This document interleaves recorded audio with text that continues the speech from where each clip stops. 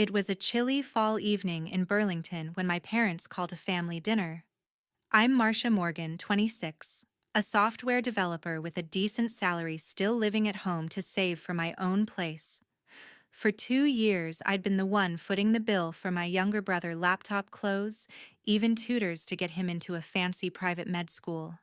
I thought I was doing my part helping out the family, but that night, everything changed. Over roasted chicken and tense silence, my dad leaned forward, his voice cold. Marcia, we need you to cover your brother's tuition. $50,000 a year. I froze fork halfway to my mouth. I'd already given so much, how could they ask for more? I took a deep breath and said no. I needed to focus on my own future. That's when my mom's face twisted. If you don't help your brother, you're no longer our child, she spat. The words hit like a slap.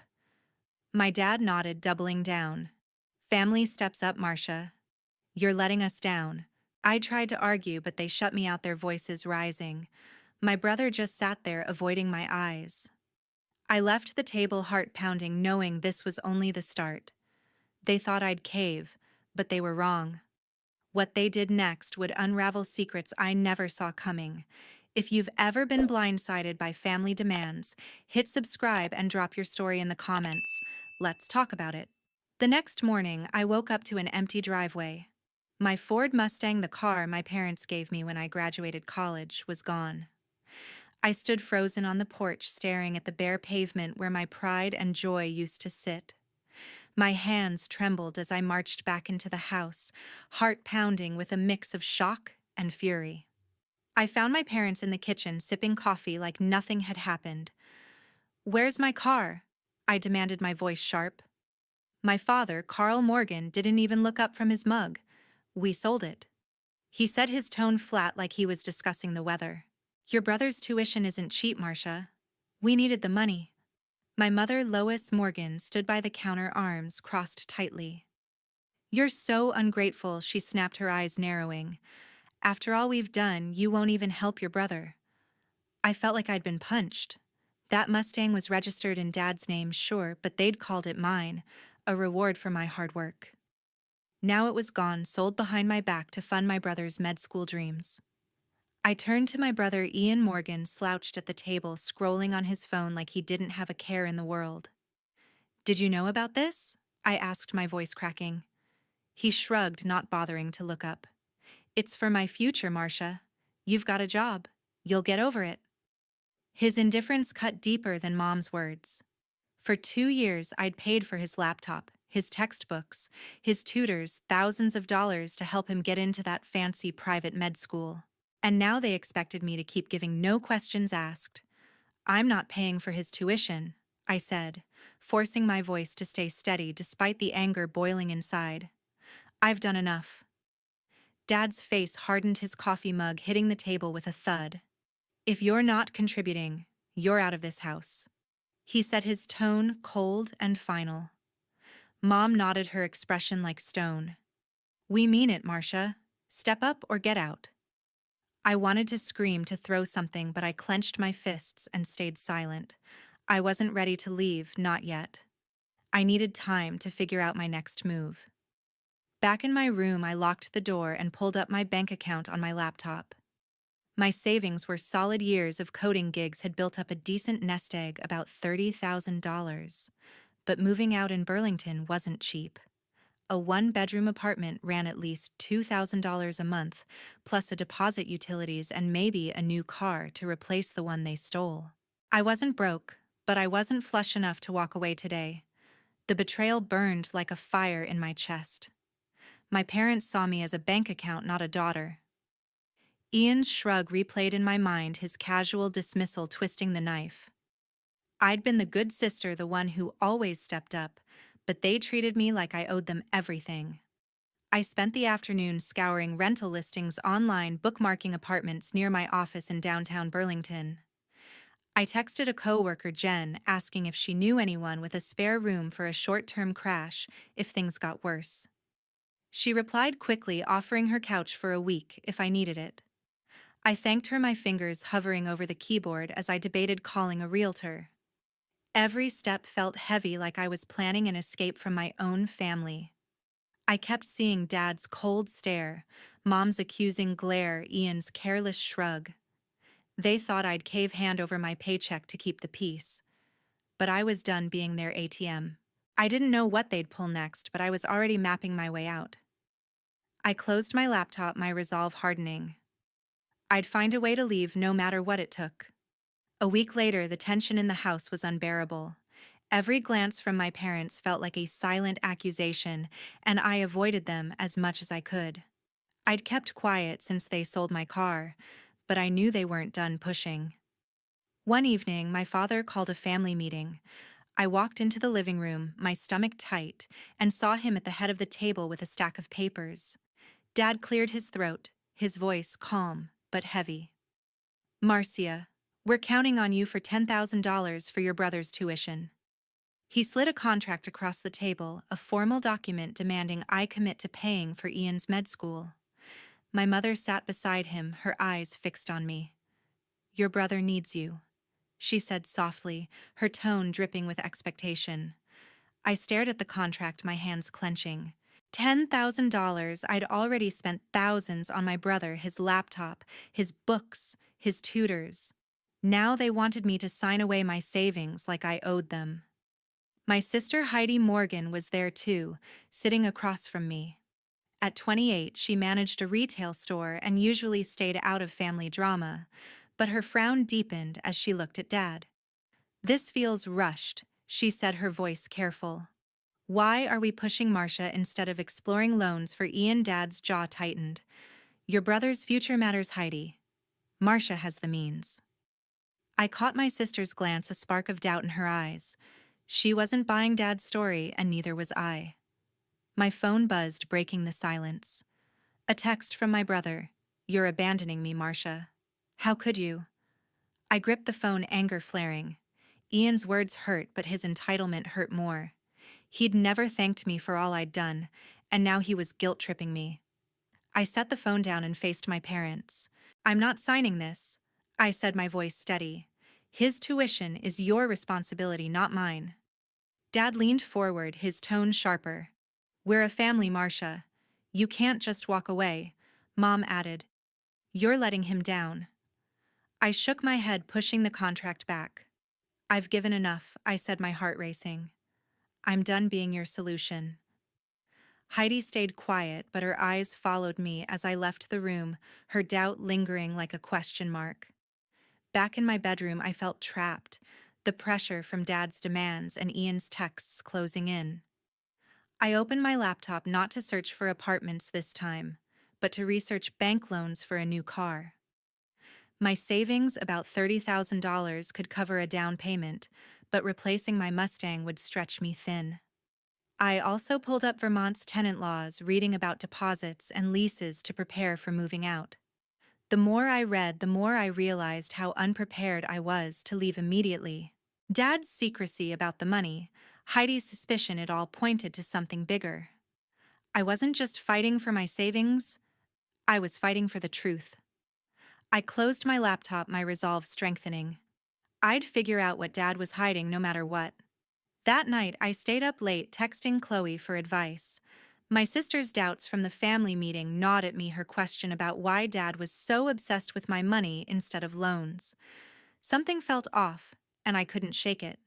I messaged Chloe Bennett, my 26-year-old coworker and a financial analyst with a sharp eye for numbers. "Can you check into my family's finances?" I asked. "Heidi thinks Dad's hiding something." Chloe responded quickly. "Got any documents I can start there?" I remembered a bank statement I'd found in the mail, mistakenly addressed to Dad but sent to our house. My hands shook as I scanned the pages and sent them to Chloe, hoping for answers. The next day, Chloe called during my lunch break. "Marcia, this is big," she said, her voice tense. "Your dad transferred $200,000 to someone named Vance Bennett last year." "Who is he?" My stomach sank. Vance Bennett. The name was unfamiliar. That kind of money dwarfed my car's sale or Ian's tuition. "Can you dig deeper?" I asked, my grip tightening on the phone. Chloe agreed to trace the transfers, searching for patterns in Dad's accounts. I hung up my thoughts, spiraling. Who was Vance, and why was Dad sending him so much money? That evening, I called my father to confront him. "Dad, who's Vance Bennett?" I asked, keeping my voice even. There was a long pause, then a sigh. "It's complicated, Marcia," he said, his tone evasive. "Just focus on your brother's future." I pushed, mentioning the $200,000, but he cut me off. "This isn't your concern," he snapped and ended the call. His deflection only deepened my suspicion.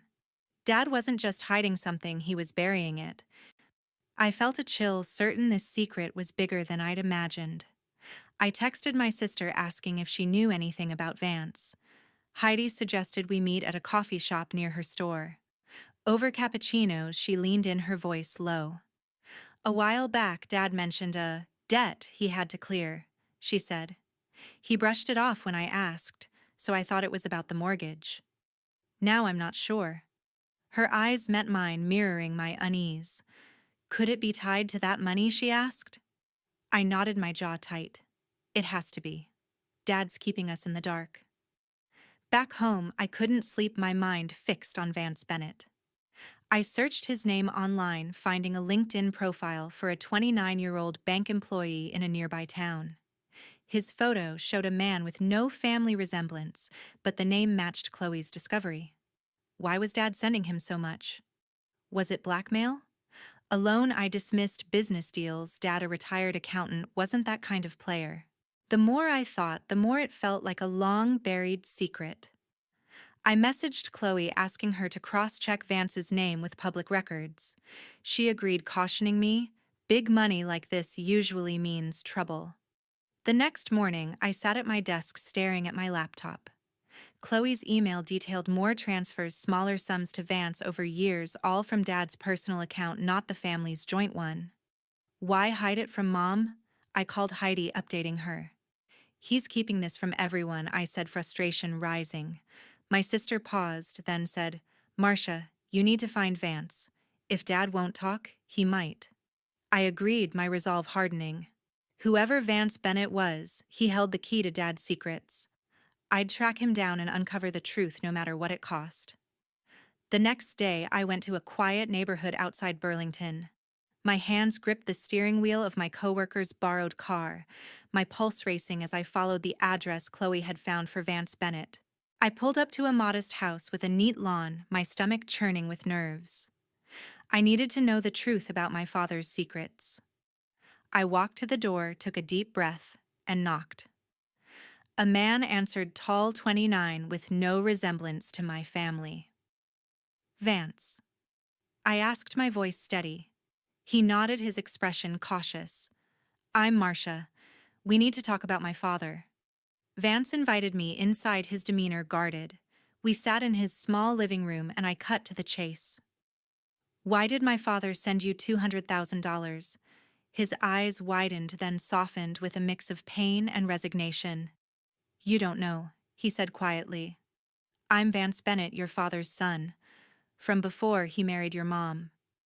My heart stopped. My father's son, Vance, explained. Carl had been with his mother when he was 23, but abandoned them when Vance was born. His mother raised him alone, scraping by until she passed away last year. "He started sending money a few years ago," Vance said, his voice edged with bitterness. "Said it was to make up for it.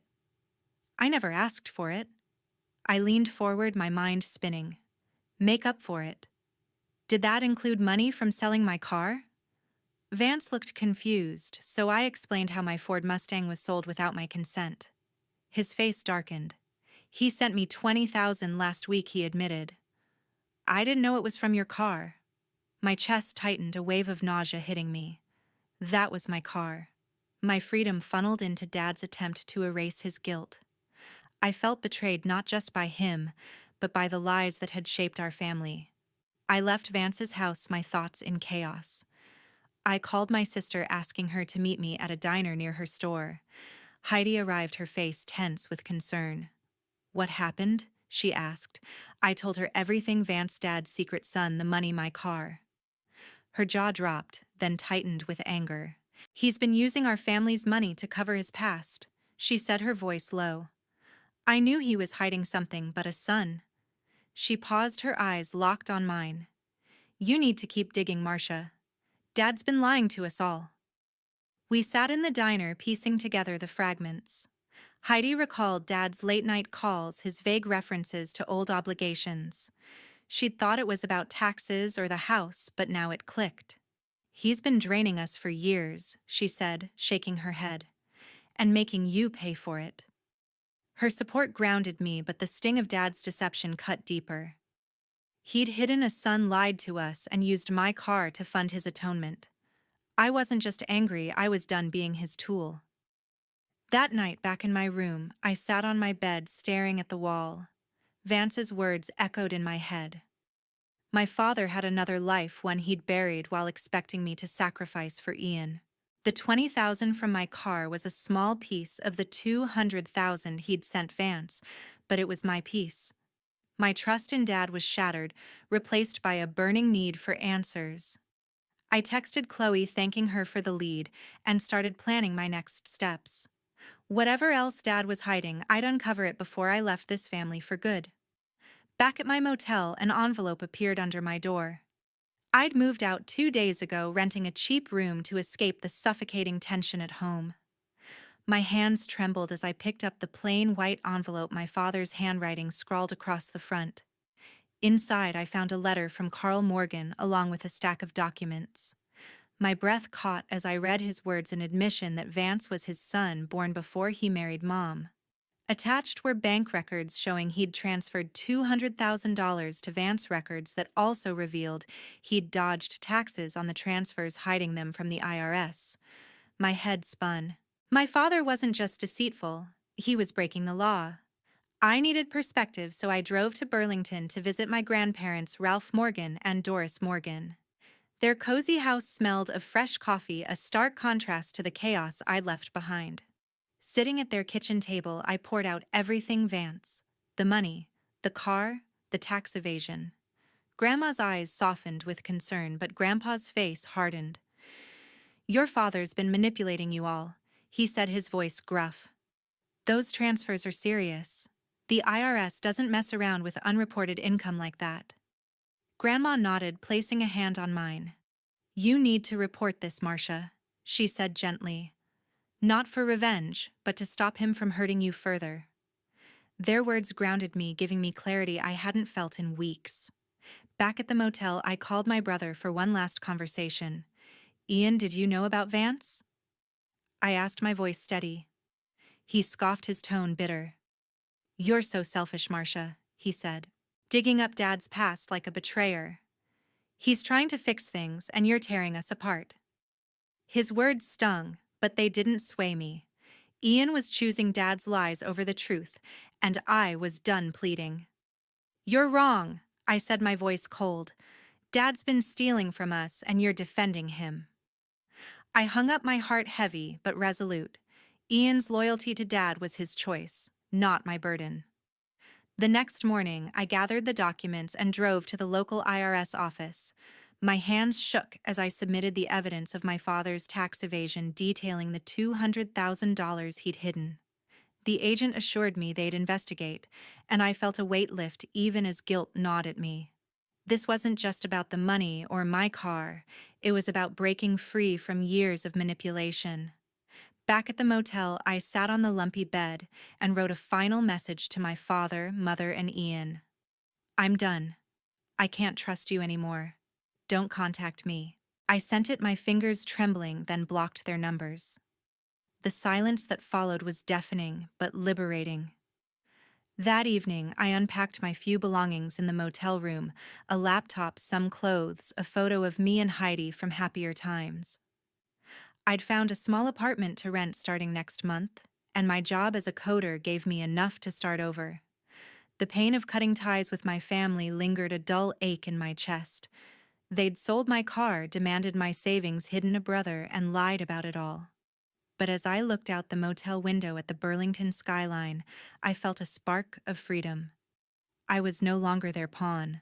For the first time, I was choosing myself, even if it hurt. 6 months later, I was settling into my new apartment in Burlington. The small one-bedroom with its hardwood floors and view of Lake Champlain felt like a sanctuary after the chaos of my family's betrayal. I'd cut ties with my father, mother, and brother, and though the pain lingered, I was building a life on my own terms. News from home trickled in through local gossip, and it wasn't pretty. The IRS had launched a full investigation into Carl and Lois Morgan for tax evasion tied to the $200,000 they'd sent to Vance. Their reputation in Burlington's tight-knit community crumbled. Neighbors who once admired their charity work now whispered about their deceit. My brother faced his own fallout. The medical school revoked Ian's scholarship when the scandal broke, citing the family's financial misconduct. He was forced to take out hefty student loans to cover his tuition, a burden he'd avoided thanks to my sacrifices. Part of me felt a pang of guilt. He was still my brother, but his choice to defend Dad's lies had driven a wedge between us. I'd learned the hard way that enabling their manipulation only deepened the damage. I focused on rebuilding. I'd used part of my savings to buy a used Toyota Corolla, a reliable silver sedan that felt like a fresh start after losing my Mustang. At work, my coding skills earned me a promotion to lead developer with a raise that steadied my finances. On weekends, I discovered a new passion: hiking the Green Mountains. The trails, with their rugged paths and sweeping views, gave me a sense of freedom I'd never known. Each step up those peaks felt like shedding the weight of my family's expectations. One morning, I opened my laptop to find an email from my sister. Heidi wrote, her words heavy with regret. "I was wrong to stay neutral, Marcia. I should have stood up for you sooner. I'm sorry." Her apology stirred mixed feelings. I appreciated her honesty, but the wounds were still raw. She doubted Dad's actions in the end, but her initial silence had let me face the worst alone. I typed a brief reply. "Thanks for reaching out, Heidi. I need time." I hit send, my heart heavy but firm. I'd cut contact with my father, mother, and brother completely, and I wasn't ready to open that door with my sister either. Boundaries were my shield now, and I wasn't lowering them yet. As I sat in my apartment, sipping coffee and watching the sunrise, I reflected on everything. My father's secret son, the stolen money, the lies they'd torn our family apart. But they'd also taught me something vital. Family doesn't justify manipulation. Setting boundaries is true strength. I'd spent years bending to their demands, thinking it was love, but real love doesn't demand sacrifice at the cost of self. By walking away, I'd reclaimed my life, even if it meant standing alone. To everyone who's followed this story, thank you for listening to the end. It's been a journey of pain, discovery, and growth, and I'm grateful for your time. If this resonates with you, please share your thoughts. Have you ever had to set boundaries with family? How did you find the strength to choose yourself? Your stories matter, and I'd love to hear them.